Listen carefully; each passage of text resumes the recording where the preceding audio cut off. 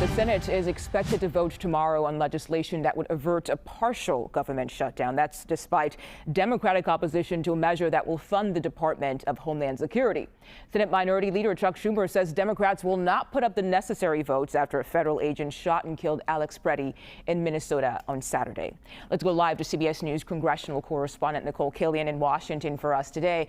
Nikole, the bill already passed the House with the support of some Democrats. So what's the outlook now in the Senate?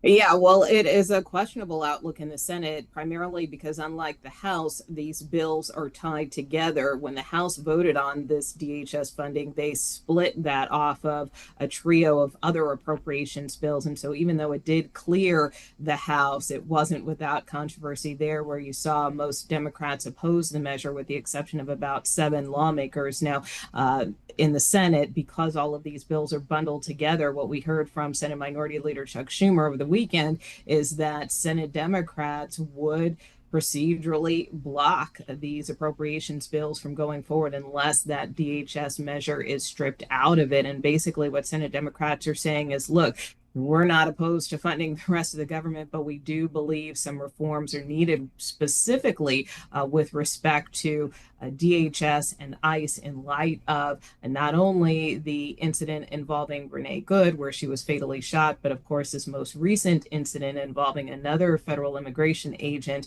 and the killing of Alex Pretti. So for those reasons, Democrats say that they will, by and large, oppose these appropriations bills from going forward. Republican leaders, for their part, however, have said, look, we're not changing course here. You know, it is full steam ahead in terms of trying to move this full appropriations package, and Democrats need to get on board in order to prevent a partial shutdown.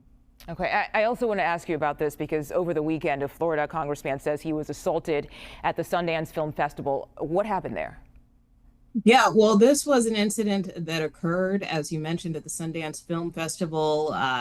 Maxwell Frost, a Gen X congressman representing Central Florida, was attending an event there and posted to his social media over the weekend that he was punched in the face by an assailant, someone who told him that Trump would deport him back to where he came from. So the congressman says that he is okay. We have since learned that that assailant has been arrested and booked on charges of aggravated assault and other matters. But certainly Leader Jeffries, the Democratic leader, said that he was horrified by the incident. And as I mentioned, the congressman acknowledging that despite everything that occurred, he is okay.